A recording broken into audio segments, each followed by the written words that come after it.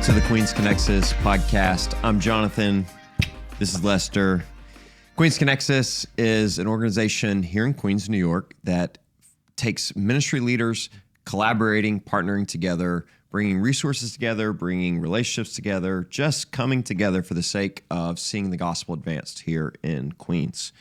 Lester pastors at the Elm Church and a bunch of other things. I pastor at New Hope Church here in Jamaica. Today we're talking about business and the church.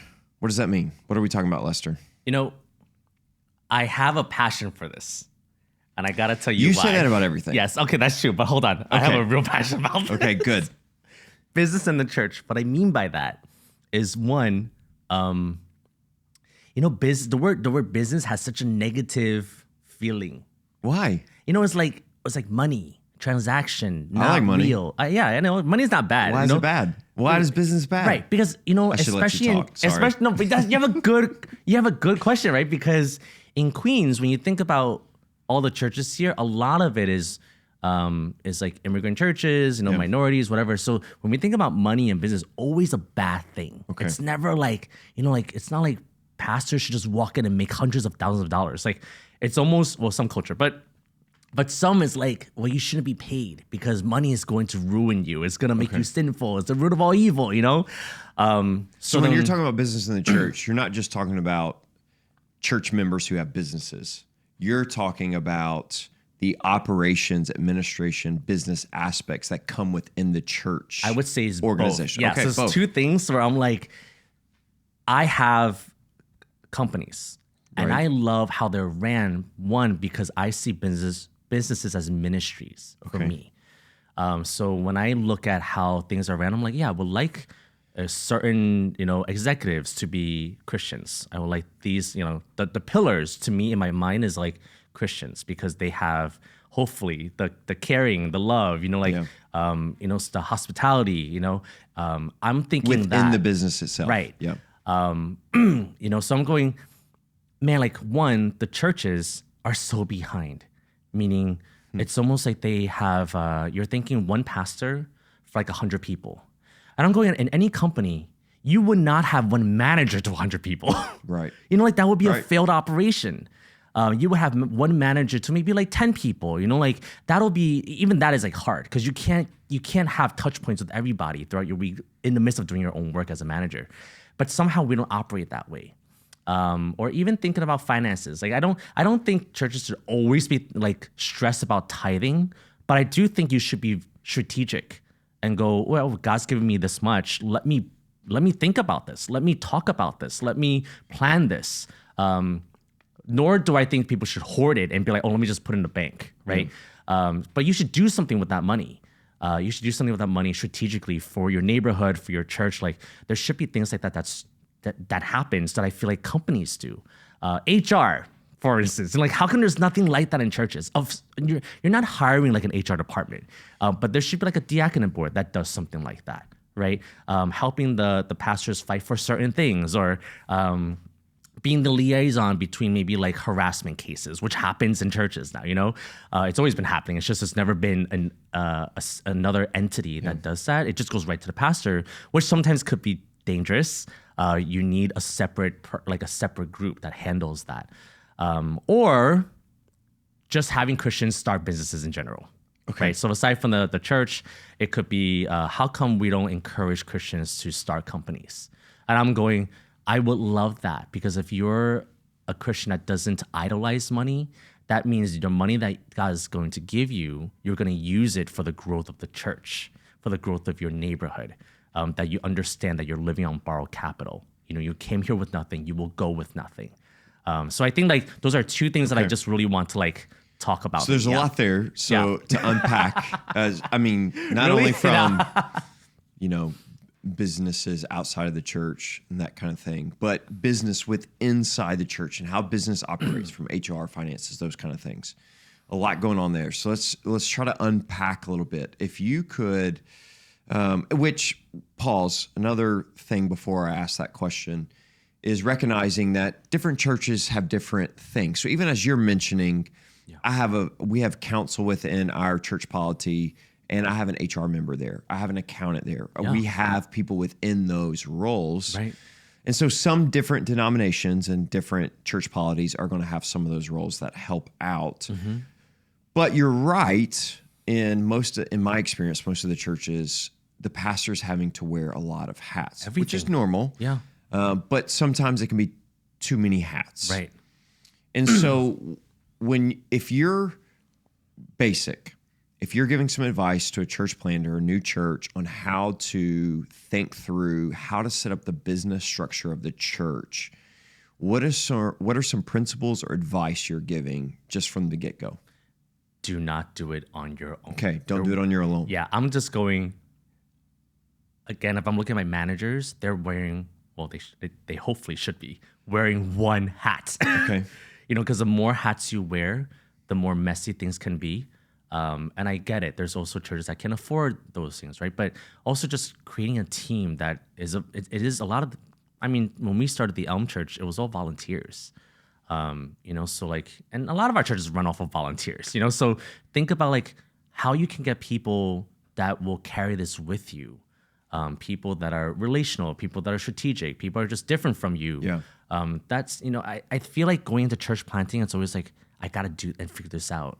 Or even just as a pastor in general, I can't imagine how much stress you bear because you are thinking everything is on me. And it is true, it's a lot, but how does the church come alongside you and go, like, let's do this together? We'll take this from you. We'll take that from you so that you can do your job as a preacher, as a pastor, the strategy part. Like there's gifts that you possess that God's given you that is probably within your wheelhouse that you should play with. But there's also other things that the church throws at you. And I'm like, well, you shouldn't be doing that. Yep. So don't do it alone. If you are then advising someone, okay, church planter says, hey, I'm not going to do it alone. What are some specific things you would recommend I delegate or bring team members along who have expertise in? Yeah. You had mentioned HR earlier, but that might be an example. Yeah. What are some others? And to be honest, a lot of this is credit to Dave. Like he, the pastor that runs the Elm Church, and when he came on board, he really thought about all these different like pieces. I'm not good at that. So everything that I'm talking about, I was like, that's really cool that he did that. I would say like he talked to a lot of people. There was and you do that too. Like you just kind of like, there's a lot of research, a lot of investigating, like you do that. And I'm like, why don't people do that? Just talk to people. So you're not thinking, I got to figure everything on my own. And if you do feel like you cannot do that, then I'm like, well, what pride do you need to get rid of? Like, there's resources here. Come here. Queen's Connections, there's resources here. You can talk to people. So I feel like doing your own investigation, talking to people that has more knowledge than you, never get to a point where you think you know more. Okay. Yeah. So don't do it alone. Talk to people. So let's assume they've had a conversation. Let's say they're having a conversation with you right now and they're saying, hey, Lester, you told me to talk to people. I'm talking to you at Elm Roastery over a cup of coffee.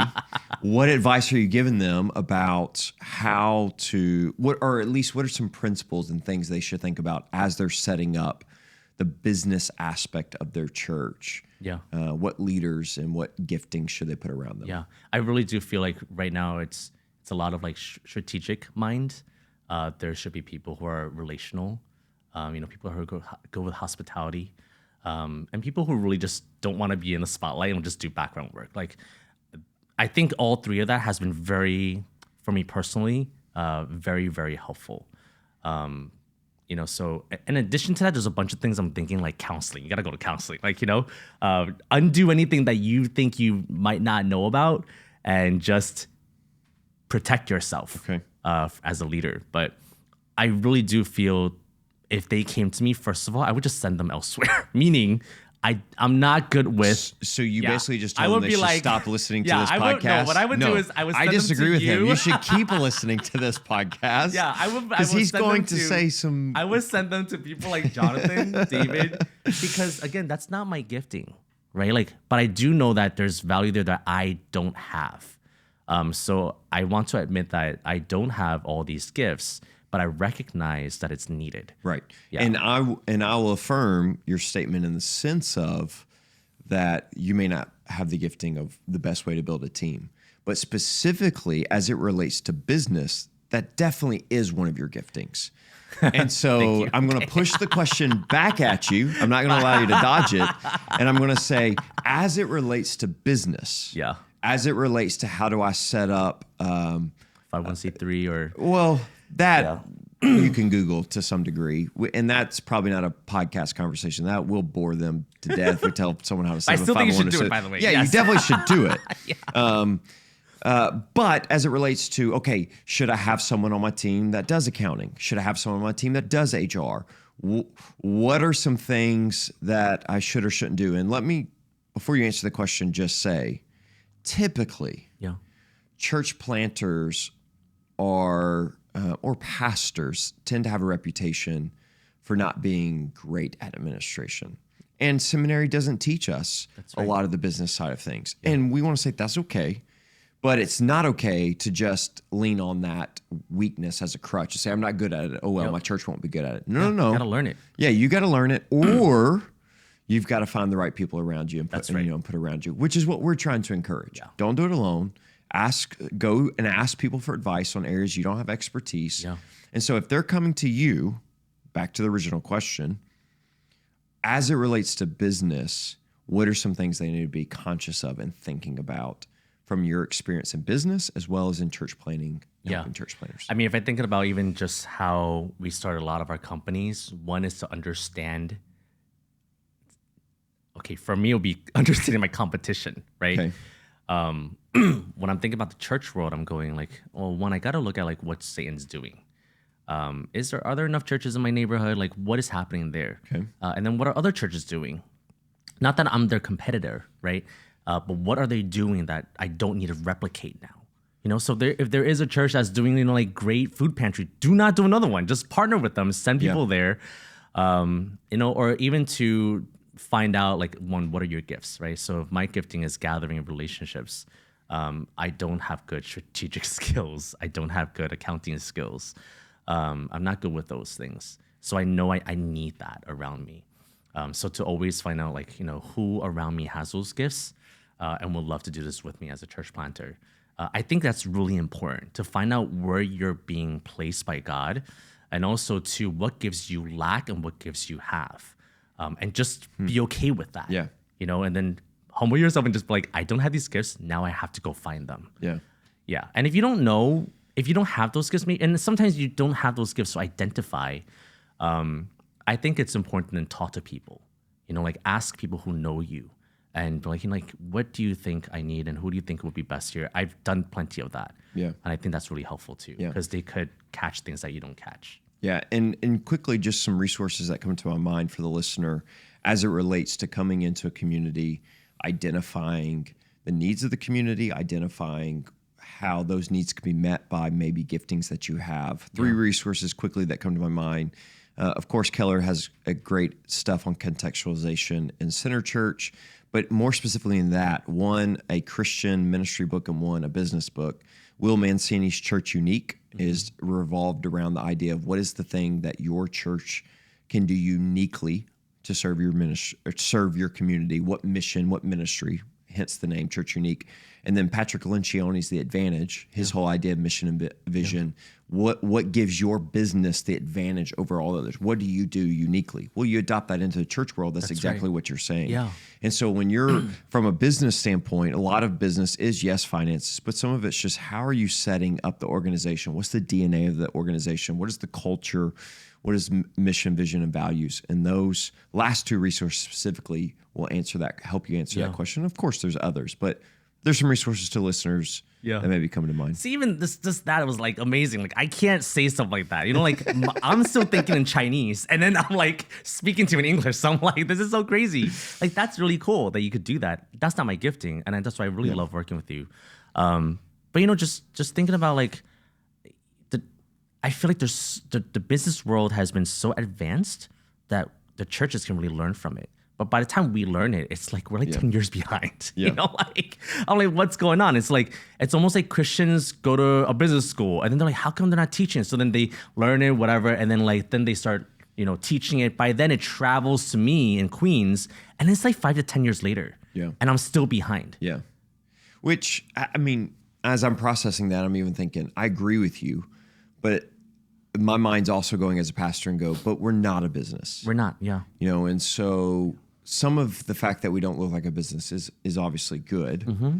And so we want to that's not this episode's focus. Yeah. And so just for the sake, I want to say, yes, we recognize we're not trying to just be just like businesses. That's right. What we are trying to say is there are things that's right. in how God's gifted everyone in his image that comes with unique value that each person has intrinsically to them, but it also means that God in his common grace has given giftings to those outside of the church and outside of his covenant of redemption, and that the church can learn from and that we can learn from in his revelation. And so to say that, hey, there's a lot of good outside of the church about how people learn to serve and care that the church needs to learn from. Business is one of those. God's given a lot of gifting Absolutely. There. And again, in my mind, I'm going like businesses is to me ministries. So I am thinking from a very like Christian gospel, idea. I just feel like the churches have gone the opposite direction, which is business is bad. So anything from companies and business, we should just avoid, so you're right. Language, like we aren't a business. We should never operate like one. And I'm going, you're right, but I'm trying to find the middle ground. Yeah.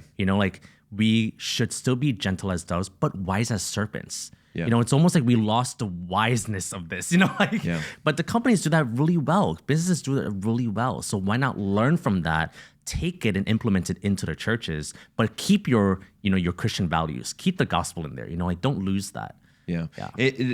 So finding that middle ground can be subjective. Yeah. I don't know that you and I are going to sit here and go, here's how perfectly to do that. So maybe to paint a picture of where church has gone, in my opinion, too businessy. I was around a church and helping coach a church who, here in New York City, that their church polity was set up, governance was set up, where there was a board made up of non-pastors and elders. It was made up of business people because they wanting to take your advice, said, you know what? There are giftings in business. We want to bring that to the church for the benefit of the church. Dangerous. But in my opinion, they went too far. That's too far. To where the pastors and ministry leaders didn't even have a vote at the table.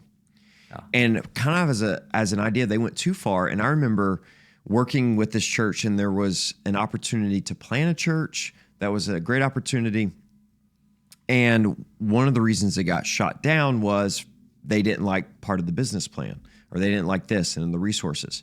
But this particular church had a building fully paid for in Manhattan with $1.5 million in the bank, and were unwilling to spend less than $100,000 on it because they felt like they might need that money later, and they had it in getting, they're making money.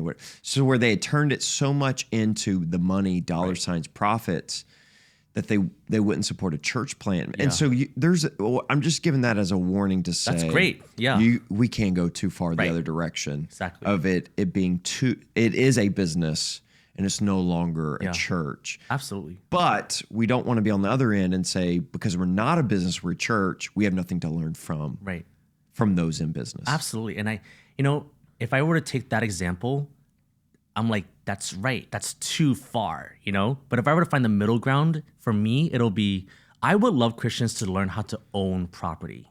Okay. Right? Because a lot of our stress is from finances. Like, we can't stay because it's expensive to live here. I would love for them to learn how to do that. But to do that with like your elders and your pastors in mind, like they should be on the board making that decision. They should be thinking, well, with this building, what am I doing with it? What am I doing with this to serve God? What am I doing with that building to serve the kingdom? Missionary houses, maybe lower income, like, housing, whatever it is, they should do something with that. But you're right, that's too far. What you're thinking about, like, that's really sad. But I would love for it to be like that. Like you think about how to create and start a company, owning buildings, property, whatever it is, and using that for the kingdom. That'll be amazing. That'll be like, in my mind, that middle ground, you know? So I want to transition to the second aspect of, churches starting businesses or businesses outside the church. So, but as way of transition, let me summarize if we can. And the idea of, if you're a church planner, you're in ministry, you're a pastor, and you're leading your church, it's okay not to be great at business. Yeah. It's not okay though to not bring in people to alongside you. And so I want to encourage encourage the listener, you started with, don't do it alone. As you plant a church, as you're doing this, you're not on your own. Get people around you. Specifically, I encourage you, if this isn't your gifting, to get an HR person around you, to get an accountant around you, to get a lawyer if you can, because there are a lot, even as churches, we have to navigate institutional rules and laws here within the city and within the state. And so it's helpful to know that. What do you need in your bylaws? What do you need? And so put the right people around you as you go through that. Ask questions, ask for help. Don't feel like you have to know it all, but you do at the same time got to know something. You got to at least know that you're asking the right question. Yes. So do your research, put the right people around you. Don't allow poor business to waste the finances and the resources that God's going to bring your way. Yeah. Okay. Now transition. I'm excited about, because I think you do this really well, and I want to drive in on the idea of businesses within the church, Christians doing businesses. You made the statement that you do all business as ministry. First time I ever heard you say that, what I thought you meant was, wrongly I think, but partially true, I thought you meant my business exists to help ministry, to help some other nonprofit, to help the church, but my business is a separate entity that makes resources so that I can turn around and help and support. Now, which your businesses do that. But I've come to learn, correct me if I'm wrong, but I've come to learn that what you mean by that is your business itself is an opportunity to do ministry. And you mentioned having Christians within the business for the sake of showing the gospel, sharing the gospel, hospitality, things like that. So unpack, if you can. There's two ideas of what I thought you mean by business ministry. Am I right with either of those? What do you mean by business? You are right with within both the ministry? of them. And I do feel like even in Queens or even in New York, we talk a lot about faith and work. What does that look like in your workplaces? And I'm going, what would it look like if Christians went to work and they got to, I don't know, be hospitable with one another, drive each other home, or listen to their issues? What would it look like if a Christian went to their non-Christian colleague and was like, hey, what's going on here? Let's talk about this. Or do you want to, do something after work so we can talk about whatever, or hang out, or come to a church social, whatever it is. I have seen that. And I've literally seen that in my company, where my Christian managers will invite them for dinner at their homes, and then they even fight for their salary. They're very very big, kingdom minded. How do we help these people? They'll be like, oh, Lester, or my brother and I own the title company, and they'll be like, Lester, I know that this isn't a problem that you should care about, but this person is going through a lot of things at home. Can we do this for them? And I love that, because a regular boss in the city would be like, no. Yeah. Why would you even bother talking to me about that? But our managers and executives have the right to say that to us. And we're always going to be like, yes, they want counseling, let's pay for it. They need days off, do it. There's something different there, right? Another thing is also, yes, the proceeds that I make is to help church plants, ministries, business ideas, whatever it is. And I say that because I really have a frustration with a lot of these institutions or nonprofits in our church spaces, where they're like, we're going to hire you, but actually you're going to fundraise everything. Yeah. So I'm like, and when I was like, what are you hiring them for? That's not a hire. This is slave work. It's almost it's not cool. Yeah. Why would you take someone who even might have a family and go, we'll hire you to do this job as a pastor, but you got to fundraise? So I'm like, well, when are they ever going to preach or pastor? When are they ever going to do their job as a pastor? So I'm like, there has to be a different way. What if Christians did that and created business models, right? Your businesses are ran like ministries and still providing basic needs, do things right, make money. And then a big portion of that would go into, let's say, supporting this pastor, supporting this ministry so that they can do their work. And you should give them a timeline. I'll give you 1 or 2 years that you would build this up, right? After that, I'm going to bail out. So you're talking about investing in pastors for businesses, like pastors running the business, or someone else? Yeah. So it could be like, in my mind, I've seen, I have done where I invest into a pastor and their church plant. Okay. Right. Or even using that proceed to start, let's say somebody was like, oh, I have an idea of starting a coffee shop and this is blah, blah, blah. Okay, let's do that. So it could be a pastor starting a church plant, or it could be someone that really wants to do something that's a business on the street. Okay. Whatever it is, this person has to have a ministry mind, but if I'm thinking majority about church plant, that's where a lot of my proceeds go into. It'll be, I'll support you here, or even seminary, another, master's degree or doctorate, whatever it is. I will support you for that. But that's because I'm able to get that from my businesses. Yeah. Then it goes into a ministry or person that's going to church plant. Yeah. Yeah. I feel like that lessens the pressure of somebody who has to now fundraise. Another thing that I love doing is to just be like, hey, do you have an idea for the neighborhood? Maybe you want to, start a company. I would love to encourage that. And it's because I understand that, hopefully this Christian, when they're doing it, if they make money, they will also tie that back into the church. They would hire people from the neighborhood. It would also increase employment, even within my church. I'm thinking all these things. I'm like, it's so possible. Yep. I'm seeing it done now, but somehow it's not being talked about. Yeah. So, sorry, that's a lot. No, it is a lot, and so I want to try to summarize a little bit. I think we live in a culture where individuality is a high mark. No one determines who you are. You determine who you are. There's identity. And sometimes that individuality and identity and individuality and social structures can lead for someone to not connect a dot that you and I think should be easily connected.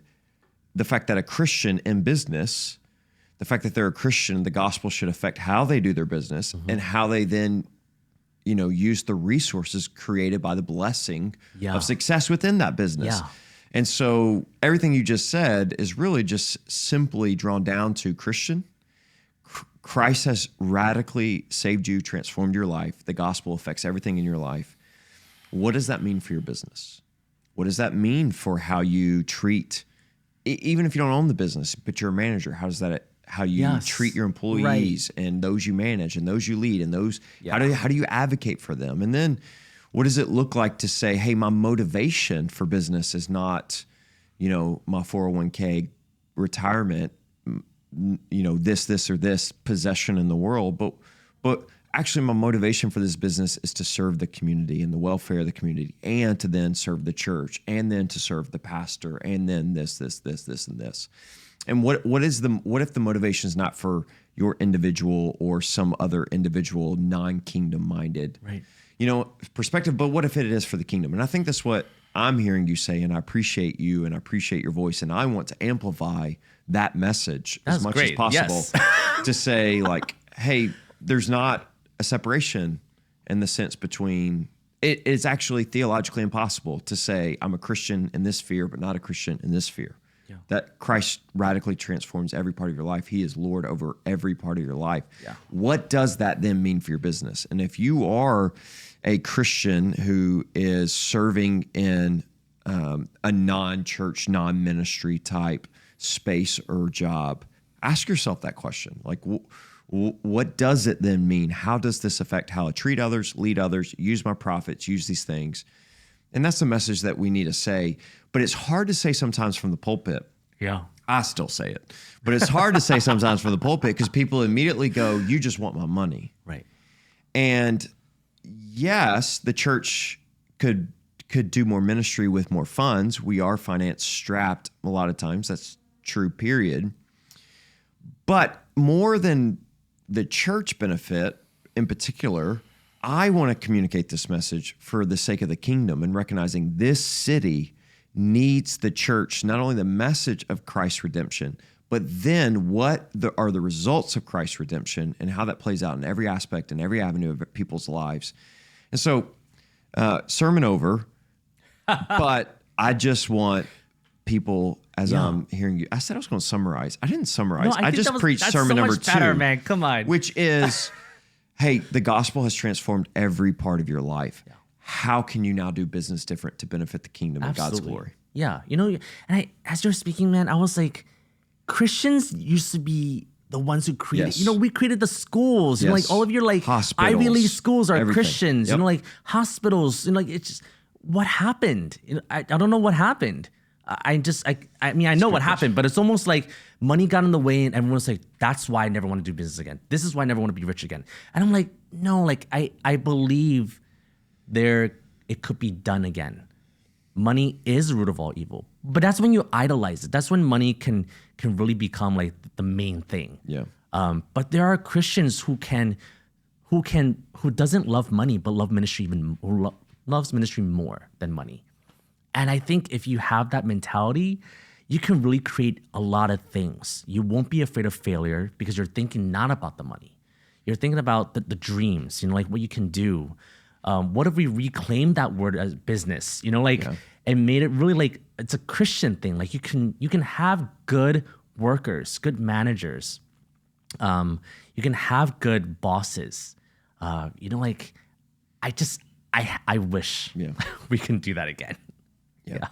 Well, as it relates to business in the church, we have barely scratched the surface, I think, on everything that could and should be talked about. And we'll probably have more conversations in the future. But hopefully, if nothing else for the listener, this podcast as a resource has prompted some questions and maybe even challenged the listener to dive in and find some specific answers on how they can structure their church, what are some giftings of people they need to put around them. And then just give a challenge to both the pastor and ministry leaders. You just made the statement, ministry over money, and that our priority of ministry over money, both in the church and in the world, in business, is everything that God's given us. Psalm 67, praying the blessing from Numbers chapter 6. God, bless us with your presence, bless us with everything, bless us with many things so that we may be a blessing to others. Yeah. And that's what we're trying to say. As a Christian, God's blessed you with many things. Yeah. How can you then prioritize ministry over money and continue to allow all that God's blessed you with to be a blessing to others? Yeah. So thank you. Thanks, Lester. Thanks for your wisdom. Thanks for that was great. investing in others. Hey, if you want to find out more about Queens Connexus, you can go to queensconnexus.org. A lot of resources. We'd love to serve you. Thanks for taking the time to listen.